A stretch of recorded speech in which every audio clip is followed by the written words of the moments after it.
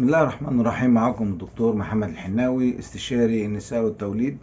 هتكلم النهاردة على حالة الوزمة أو الإديمة أو التورم ما بعد الولادة. تعاني معظم السيدات من التورم أثناء الحمل،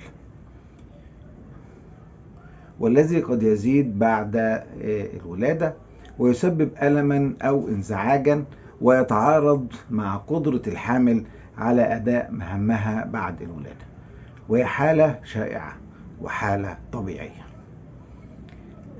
طبعا السوائل مش هتختفي مباشرة بعد الولادة، ولكن بتختفي من تلقاء نفسها تدريجيا بعد بضعة أسابيع، والجسم بيتخلص منها عن طريق العرق أو التبول. ما هي الأماكن اللي بيحصل فيها تورم؟ في أصابع اليدين واليدين والساعد، وممكن يحصل في القدم والكاحل والساق، وكمان ممكن يحصل في البطن، وممكن كمان في جرح القيصرية أو جرح العجان في الولادة الطبيعية، وكمان في الوجه. طب ما هي الأسباب اللي بتؤدي إلى هذا التورم؟ أول حاجة الهرمونات اللي بتفرز أثناء الحمل. الجسم بينتج كميات كبيرة من هرمون البروجسترون اللي بيؤدي إلى احتباس الماء والصوديوم في الدم، مما يؤدي إلى تورم بالجسم. تاني حاجة كبر حجم الرحم. الرحم بيكبر في الحوض، فبيعمل ضغط على الأوردة اللي في الحوض، فبيقلل إن الدم يجي من الساقين يطلع للدورة الدموية، فبينحبس في القدمين والساقين. كمان عملية الولادة نفسها، الولادة الطبيعية لما بيحصل ساعة الولادة حز، فالدم والسوائل بتروح للأطراف في الإيدين والقدمين. إنما في حالة الولادة القيصرية اللي بيزود الموضوع إن إحنا بندي سوائل مع العملية القيصرية، فالسوائل دي برضه بتزيد السوائل في الجسم وتؤدي إلى التورم. في أسباب أخرى بقى بسيطة، يعني بنقول لو واحدة عندها نقص مزمن في البروتين، واحدة عندها فقر دم، واحدة بتستهلك كمية كبيرة من الملح، واحدة غذائها بينقص فيه البوتاسيوم، واحدة بتستخدم كافيين بكميات كبيرة، جو حار، رطوبة مرتفعة، وقوف فترات طويلة. كمان في أمراض بقى بتيجي مع الحمل زي تسمم حمل، في حالات اضطرابات في الغدة الدرقية نقص فيها بتعمل تورم في القدمين، فشل القلب أثناء الولادة وبعده وارد، ومشاكل في الكبد أو مشاكل في الكلى بتحصل للسيدة فبتعمل تورم. طب هنشخصها ازاي؟ هنشخصها بان احنا بنضغط بصباعنا ده على مكان التورم وعدة ثواني، وبنشيل ايدنا. لو لقينا في نقرة حصلت بنشوف قد ايه، مثلا 4 مللي، 6 مللي، 8 مللي، 10 مللي حسب درجتها، وبتقعد اكتر من ثانيتين، فنقول الحتة دي فيها تورم. تاني حاجة بنعرف بنبقى نقول بسيط، متوسط، وشديد. بنعرف كمان ارتفاعها، يعني هي مثلا عند الكاحل بس، ولا الساق، ولا طالع للفخاد، او حتى في الظهر من ورا. بعد كده ما نيجي نقارن رجلتين، فبناخد محيط القدمين بمزورة في نفس المستوى، ونشوف الاتنين قد بعض، ولا حتى في تقدم العلاج خسوا عن المقياس او ما خسوش.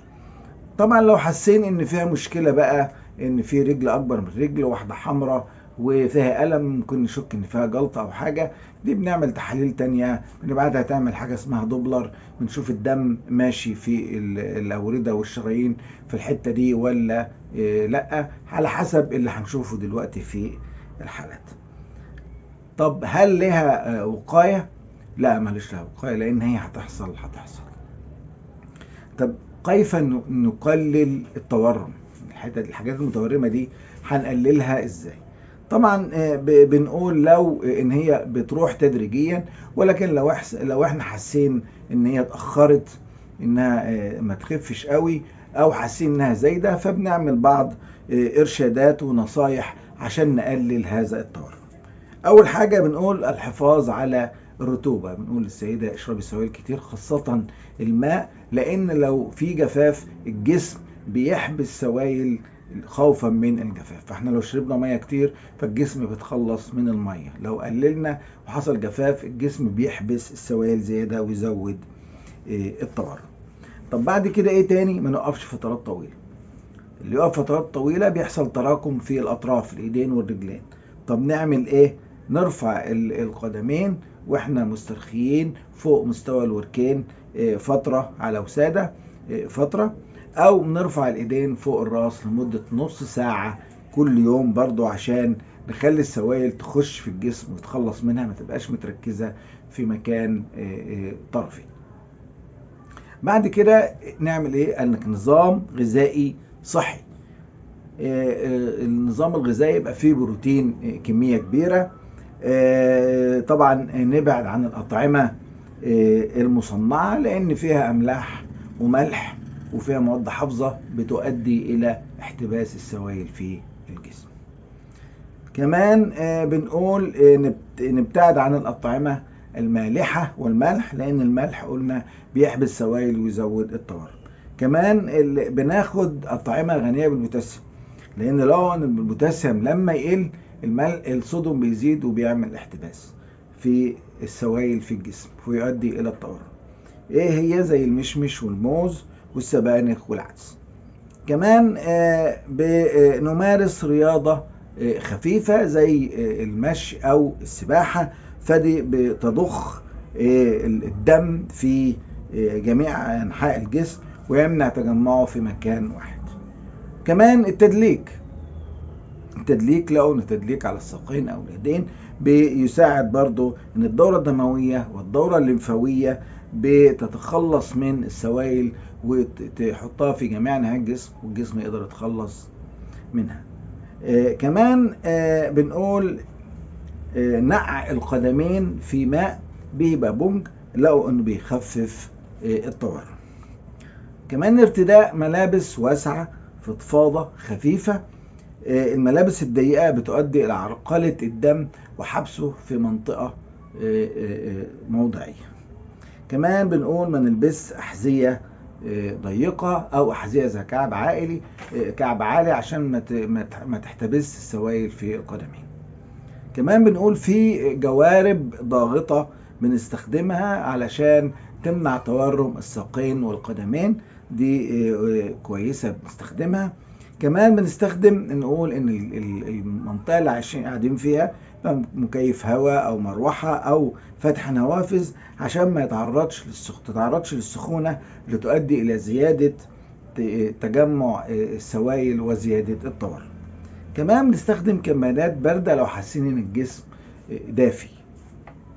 كمان ممكن نستخدم كمادات تلج موضعية على مكان الجرح القيصرية أو جرح المهبل في العجان بعد الولادة الطبيعية لمدة 20 دقيقة كل 3 ساعات. كمان ممكن نضيف التفاح أو الخيار أو الحمضيات على المية ونشربها، لأن دي بتعتبر مدر بول طبيعي. في ناس بيستخدموا بقى أعشاب زي شاي الهندباء، برضو بيقولوا يقلل احتباس السوائل. في ناس بيحطوا ورق الكرنب الأخضر أو الأبيض على الحتة المتورمة، بيقولوا بتخفف التورم.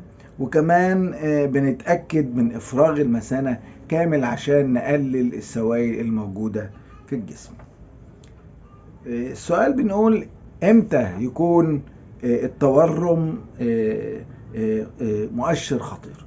طبعا هي حالة طبيعية اللي بنتكلم عليها، والحالة الطبيعية دي بتختفي خلال بضعة أسابيع، لكن في حاجات لما بنلاقيها بتبقى الحالة خطيرة.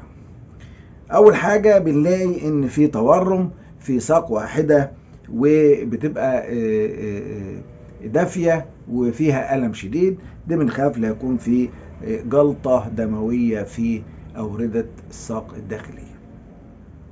تاني حاجة ممكن تورم مفاجئ في المهبل يبقى فيه عدوى أو حاجة أخرى. ممكن تورم مصحوب بإفرازات ذات رائحة في جرح القيصرية أو جرح بتاع المهبل. كمان ممكن نلاقي إن في الساقين متورمين مع ضغط عالي وزغللة في العينين، ده بيبقى حالة اسمها تسمم حمل. وممكن كمان نلاقي تورم في الساقين وصعوبة في التنفس وألم في الصدر ولخبطة في ضربات القلب، ده بيبقى فشل القلب أثناء وبعد الولادة. وشكرا.